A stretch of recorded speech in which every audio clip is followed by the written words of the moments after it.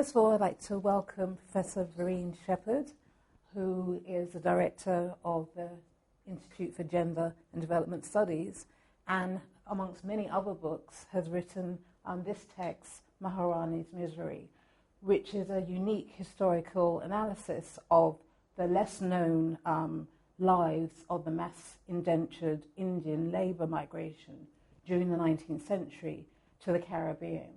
And as we're celebrating Black History Month, we must also acknowledge that there are many histories that we don't know about. And today we have an opportunity to try and understand some, as well as think about the implications for others. So first of all, I'd like to ask you, Professor Shepherd, what inspired you to write this book? Well, may I thank you, first of all, for agreeing to be here with me and to talk with me about this book, Maharani's Misery, Narratives of a Passage from India to the Caribbean. I have to say that I didn't set out to write this book. I was in the National Archives in the UK trying to get primary sources for a school text on migration and women and migration in the Caribbean, because the Caribbean Examinations Council had introduced a theme on gender. And so the history department at UWI Mona commissioned this text, to serve the needs. So I thought, instead of just doing a book which regurgitates what secondary sources have said, wouldn't it be great to have snippets of primary documents in the book? And so I was looking for something on Guyana. And all of a sudden came across these 400 and odd pages of testimonies, trial documents. And I thought, my interest is in migration. I have written previously on Indians in the Caribbean. I have not seen this work. So this story must be told. Of course. And so that's why I decided. I thought, this is a woman's voice. Even though they try to silence this voice, we need this kind of documentation. And so I wrote the book. Okay, thank you. Well, does this book demonstrate that history of bonded labour migration in some extent replicates several elements of the Middle Passage for African enslaved, but obviously not to the extent of brutality? I have been asked this question so often, and I have given a lot of thought to it. And you know what I think? I think what the book demonstrates is that those people who are involved in indentured labor migration knew very well that they could not, in the mid-19th century, replicate the horrors of the Middle Passage.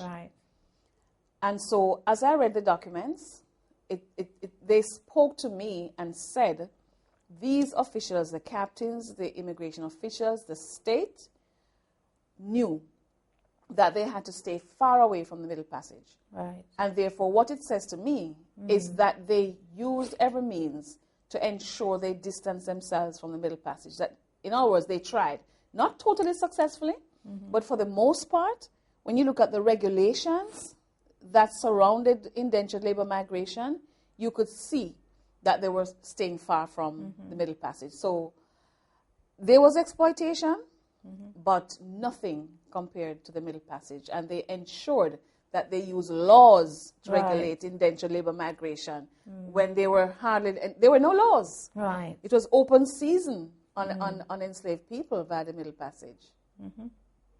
So, so as you've said, there are strict regulations to prevent, sort of a repeat of what happened. But, sorry, that doesn't mean that the void wasn't long and that the conditions on board weren't terrible, that, people were exploited and there was bad food, high mortality rate on some ships and so on. But it wasn't as routine so as with Africans. Okay. To what extent would you say that the sexual abuse of enslaved African women in the Middle Passage has been well researched, and that what you have written about in terms of Maharani actually represents a new form of slavery, that many Indian women and girls suffered. Yes, as you say, I have written myself on the experiences of enslaved women and men.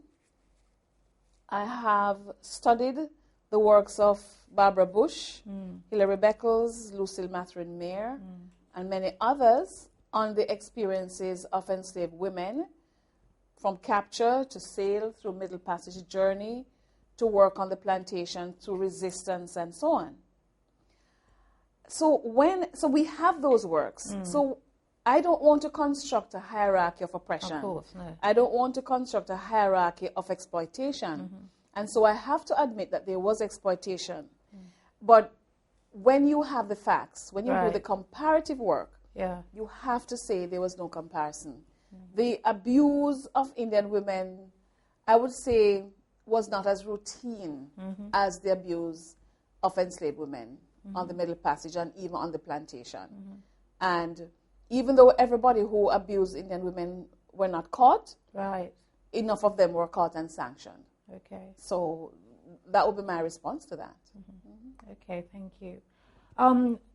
Throughout the text, you refer to various testimonies from immigrants who, clearly state that Maharani actually reported her rape, and that,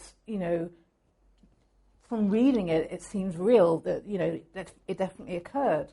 However, those testimonies were ignored by white officials to a large extent.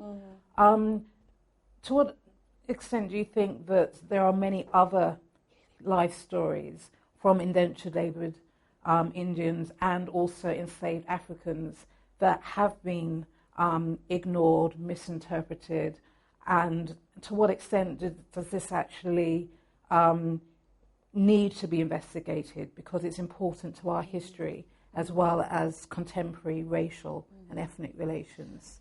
Well, one of the things that we know as historians and scholars is that a lot of what we learn has been passed down and mediated and interpreted by others.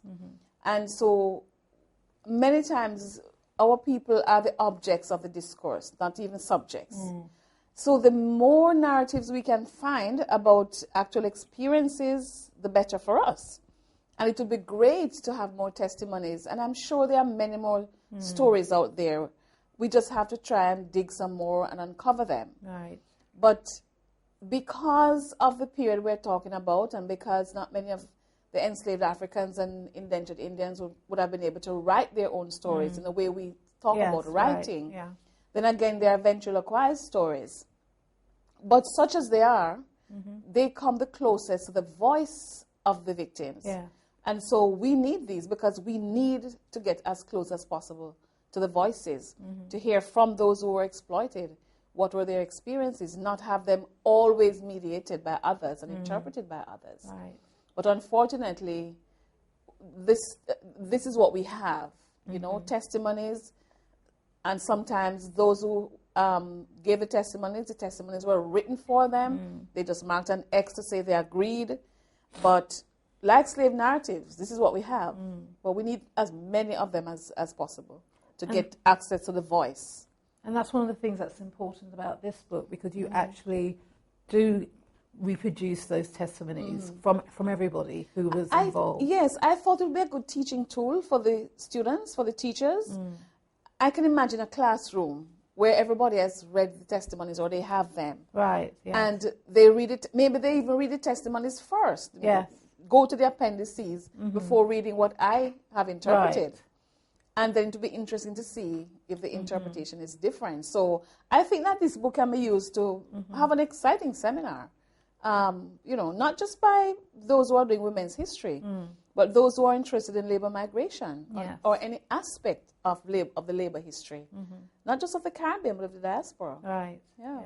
I put the testimonies there because I'm not sure that my view of things, would be shared by others. Yes, thank you. There's a great contradiction in the testimonies, because Maharani is described as being innocent, and then as the the story unfolds, she starts to be labelled as being promiscuous and consenting to sex. And what I'd like to know is, to what degree do you think that Indian women and black women have been racialized and sexualized within these elitist myths that makes them, portrayed in a derogatory way? And to what extent can this be, or has this been, challenged and transformed? I think all of us who write women's history have struggled to give the other side of the story and to destabilize these myths and stereotypes about working class women, because those myths and stereotypes, those descriptions are attached unambiguously to working class women, and in the case of indentured women, to what they call the lower castes. And so right throughout the text and other texts, you'll see for the 19th century and before, women being described in this way. And I think if you study the history of rape, you will see that even now, there's always a question: did you say no? Right, did you cry out? Yes. And if you can't say, well, no, because, of this reason or that reason, But promiscuity, the description of working class women as promiscuous, and therefore they can't be raped, and therefore they ask for it or something like that. That is there in the historiography. We do everything to struggle against it. And in fact, even in contemporary society, the descendants of the indentured workers and the descendants of African women contest this every day and object to writings that don't interrogate the description. So that we have to work even harder to destabilize the myths. And then you come, in the case of Maharani, the Maharani is not the name of a working class Indian person. Yes. Although we could say, well, you can take any name. Yeah, but in some societies, these names, reflect your caste. And that would have been a higher caste. And she probably was somebody who was liked on the ship and protected on the ship by the other women. And then she said her sari was stuffed in her mouth, so she couldn't cry out anyway. Yeah. So we still have to look at the symbolism of the sari in terms of the symbolism of silencing exploited women. Yeah. Very much so. What are the implications of this research for further investigation of the ways that exploited Africans? I mean, this is referring to women, but also in terms of men, African men, Indian men, in addition to the women. What are the implications in terms of understanding and their exploitation as well as empowerment? Yeah. I want to start with empowerment because I remember when this book was launched some years ago by Professor Verene, who we both know very well. I think somebody had said, or perhaps I even said it in the book, that because Maharani died before reaching Guyana, because she didn't survive the sexual violence that she claimed happened to her, her voice was silenced. And Elsa challenged that, saying that the fact that you could have written this book, yes, of course, the fact that you had all these testimonies, the fact that the women to whom she reported spoke up, means that her voice still shines through the book. Right, yeah. So I think that then it means that there was some empowerment for the women. Even though nobody was convicted of the act, I still think that it is so unusual to have had 4 investigations of a case where a so-called lower caste woman was exploited. So these kinds of books, I think these types of documents give us access to the experiences. We understand a lot about the men as well, and we understand the way in which there was a racial hierarchy on the ship. Right. The way in which the crew, most of them white, would have reacted to working class Indian women, and how even black men on the ship still had a sort of lesser voice. Right. But we see so many instances throughout this text and throughout the documents of people standing up for their rights. Yeah. Even to say, I don't want that food because I'm Muslim, and you're supposed to have Muslim food on the ship, which again is something to think about. Africans had No such choice. So again, I kept reading this and kept thinking of the Middle Passage, which is the immediate, precursor to this kind of migration, and thinking about it like that. Yeah.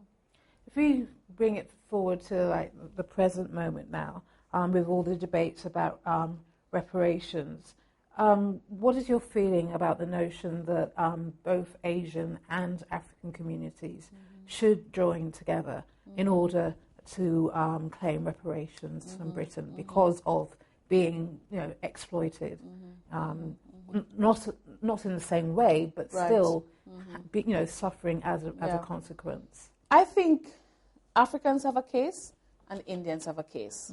It's whether or not they want to pursue the case separately or join together.